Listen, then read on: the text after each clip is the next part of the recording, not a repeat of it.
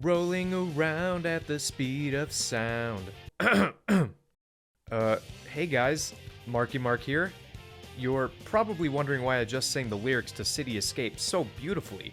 And the answer to that is because in this video, I am covering one of the most iconic Sonic the Hedgehog video games of all time. And it only seemed appropriate that I open said video with one of the most iconic pieces of Sonic music of all time.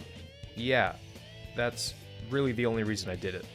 But real talk, I'm under a lot of pressure here, because I'm covering not only one of the most important Sonic games ever, but I'm literally covering the first Sonic game to ever, well, do Sonic. And that comes with a lot of expectations. Expectations from the people, expectations from myself. In general, covering the original Sonic the Hedgehog released in 1991 for the Sega Genesis makes this possibly the most important video I've made on my channel. Because this isn't just some side project like 3D Blast or an anomaly like Sonic CD. This is the Sonic game in the most literal sense of the phrase. So, in a way, everything that I've created for this channel has led up to this one moment. Sonic the Hedgehog for the Sega Genesis is legendary, regardless of what you may think of the gameplay itself. And that leads into my next important question about this game, because while Sonic the Hedgehog will go down in history as one of the biggest games ever, its overall reception has actually generated a rather mixed response over the years. When you talk to a Sonic fan about classic Sonic, most will point to Sonic 2 or Sonic 3 and Knuckles as the true classics of the original trilogy that really elevated the Blue Blur to god status. But if you ask them about Sonic 1, most will simply write it off. And there are many reasons for this. Some say it's too slow for a Sonic game, others say it's just a Super Mario Bros. Clone, but it all boils down to this general sense amongst fans that Sonic 1 simply just doesn't compare to the classics that 2 and 3 are. But what if they're all wrong? What if there's more to Sonic 1 than people are willing to give it credit for? My name is Marky Mark, and I'd like to welcome you to my Deserves Better series, a series where I take a look at games that have received middling reviews and ask whether or not said games deserve better. But of course, there's always the possibility that said games don't deserve better. That is to say, they are in fact mediocre games that are justifiably panned by reviewers and fans alike. And this quite honestly may just be the biggest Deserves Better episode yet, because I'll be taking a look at Sonic the Hedgehog for the Sega Genesis, one of the most influential titles ever.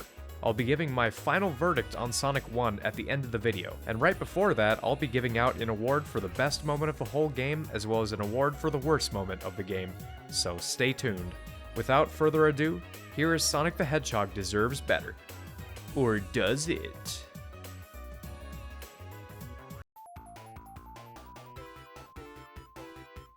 No, no, no!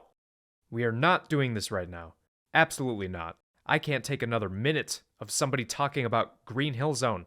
That shit's been done to death in like every modern Sonic game up to this point. No.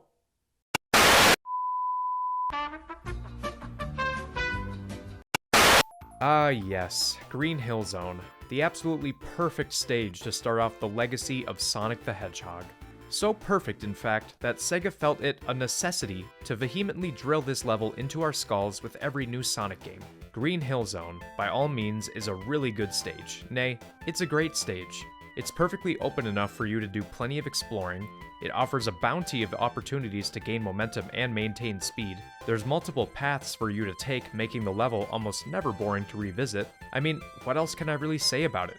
It's the perfect playground for Sonic to fly around on the map at Mach speed, as it was a stage that was designed purely for him. It sets the example of how to introduce a new IP to the masses, and it goes without saying that had the rest of the game followed this level's lead, I think we would be having a very different conversation about Sonic 1 right now.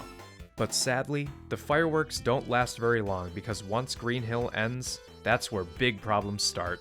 It needs to be acknowledged that starting from Marble Zone onward is where we start to see Sonic's speediness take a backseat to his platforming-ness. And this right here is the main reason why most fans write this game off, because after you've spent some time getting acquainted with a speed and momentum focused gameplay style, this game suddenly makes a 180 and has you going through a slower, more plotting platforming based sequence in Marble Zone, the second stage in-game. As a Sonic game, this is obviously a really bad move. But from a game design perspective, this is still a really bad move. Why would you tease your audience into thinking they're about to play a speed-focused side-scroller and then just rip that away from them and give them the opposite of that? It sends a mixed message to the player that can easily put them off from the experience. You want your game to be a consistent experience across the board, so that way players will keep playing, because they want more of the very thing you promised them from the beginning: speed. If I'm playing Sonic Adventure 2 as Sonic because I enjoy speed-focused 3D platforming, and then it suddenly just becomes a treasure hunting game, I'm probably gonna switch the game off. Wait. Oh, you have got to be kidding me. From my understanding, Sega decided at the time that it was a good idea to follow up a fast stage like Green Hill with a slow stage, like Marble Zone, in order to give players a break from the fast sections. Pardon me? If we supposedly needed a break from the fast sections so soon into the game, then we likely wouldn't have picked up the game to begin with. And the problem gets even worse when you realize that Marble Zone isn't the only slow stage in-game. You've got Labyrinth Zone and Scrap Brain Zone acting as the slow stages following up the faster stages in Spring Yard and Starlight Zone, respectively. So if there are 6 stages in-game, hold on a second, let me do a little math here. That's half of all stages in Sonic 1 acting as slow stages, or breaks, if you will. So you mean to tell me that half of this game is meant to just be one giant break for us? You see the problem here. I'd chalk all this up to Sega at the time not being too confident about a speed-focused platformer being able to compete with more vanilla platformers like Super Mario Bros. So they made half the game speed-focused and the other half vanilla in order to hedge their bets. So what we are left with is a game that overall feels unsure of itself, or non-committal, and due to that, I can sympathize with fans who look down on Sonic 1, because it's not what they asked for at all. Well, I mean, it is, but also it isn't. Good guess, but actually no. So now that we've got the one major complaint from fans on Sonic 1 out of the way, it's time to try and find the good. While that may be hard for some because they simply just can't look past its flippant playstyle, which is fair, I intend to make the most of what we've got here. Right off the bat, you'll find that there's no spin dash available to us. Wow, we're off to a great start. I mean, this is what it is. Imagine if you didn't have the spin dash in later Sonic games. It would be way more of a problem than it is here. But since half of this game is just regular platforming, you can probably survive without it. Plus, if you're skilled enough, you can actually find ways using the terrain to keep your momentum going, to where you don't necessarily need to fall back on the spin dash as a crutch every single time. Just food for thought. But as for the gameplay, if we just accept the fact that this isn't 100% the Sonic game we wished it was, how does it hold up? Is it playable? Is the platforming at least solid? Is there enough likability in the story, characters, and stage design? Well, yeah. Well, that was easy.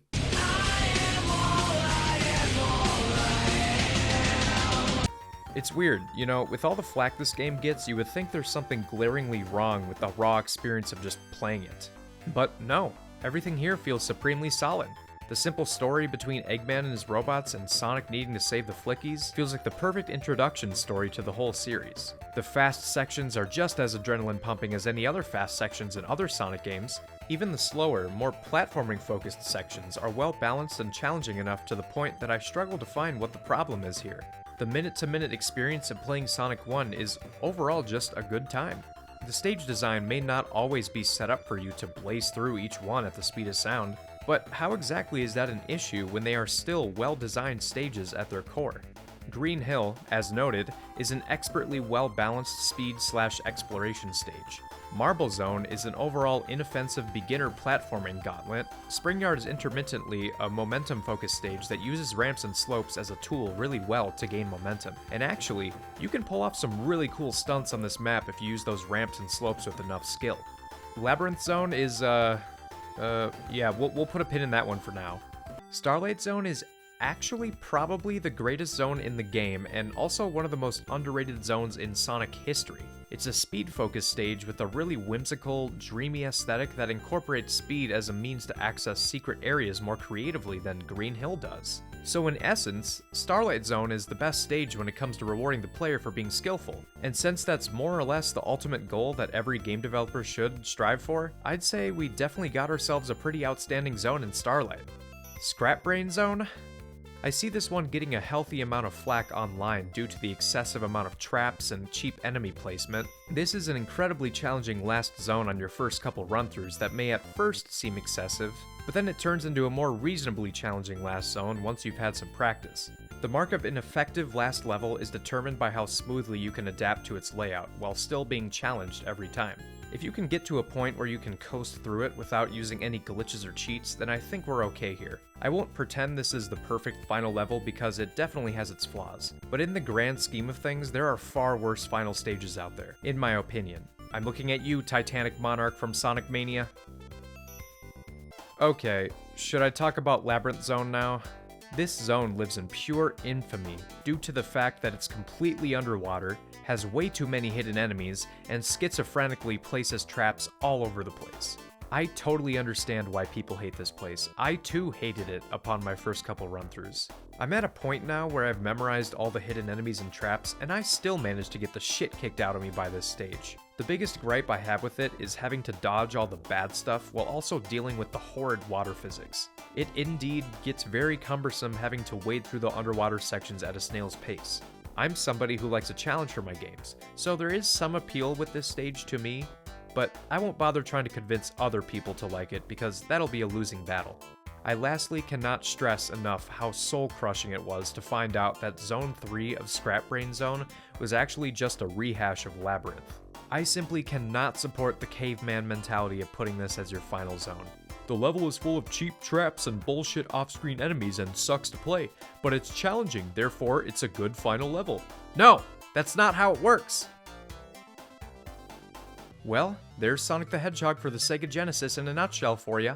I've gone through and covered the people's biggest gripe with it, that being the fast, slow nature of its gameplay, and I've covered the good, that being what I perceive to be the extremely underrated gameplay. I've also broken down each zone in the game, giving my brief thoughts on each one and chiming in on my overall opinion of them. I think I've got enough information now where I can make my verdict on... What? Oh, the boss fights. Forgot about that one. Oh, and the special stages. Damn, I thought these were just a dream I had once. I didn't realize they were actually real. The boss fights, in a nutshell, take about 1 to 2 minutes each to beat. Their attack patterns are simple and inoffensive, and none of them are cheap. I realize that they are all underwhelming by nature, but to me, that's a plus, because that means less distraction from the meat of the game, the stages. Call them a formality for the plot's sake, if you will. The special stages are basically a drug-induced fever dream that make absolutely no sense, and I love it. It's really fun floating through this trippy atmosphere as you try to nab the Chaos Emerald, and it offers sufficient challenge to the player without becoming too overwhelming. And again, I just love the design of everything here. So what if it has nothing to do with Sonic? I mean, you literally just jumped through a random giant ring that appeared from nowhere. What do you think's gonna come out the other side? Okay, now I think we can move on to my final verdict. I've covered most things I think are worth covering with Sonic 1, now it's time to hand out some awards. First up, I'd like to bequeath the award for the best moment of the game. The award for best moment of the game goes to... Starlight Zone. Starlight Zone, in general, needs to be talked about more. I love the dreamy landscape, the lullaby-esque music is so soothing to listen to while you play, and it's a sufficiently speed-focused level that rewards you for using speed to your advantage. Please, somebody remake this level for the next Sonic game. We need it right now. Wait, don't actually do that. I don't want my baby to end up like Green Hill Zone. And the award for the worst moment of the game goes to... Scrap Brain Zone Act 3, because who the hell asked for more Labyrinth Zone? I can tell you with great confidence that this level was only put here because Sega wanted to surprise you with some extra challenge, but they went about it in the completely wrong way. Just because a level is super annoying to get through doesn't mean it's a good idea to put it in your game. Again, gratuitous challenge does not equate to a fair challenge. Challenge for the sake of challenge does not equal a good last level. Sonic 1, no matter how people feel about it, is an important game. It laid the groundwork for the speed-style gameplay that Sonic was all about with Green Hill Zone.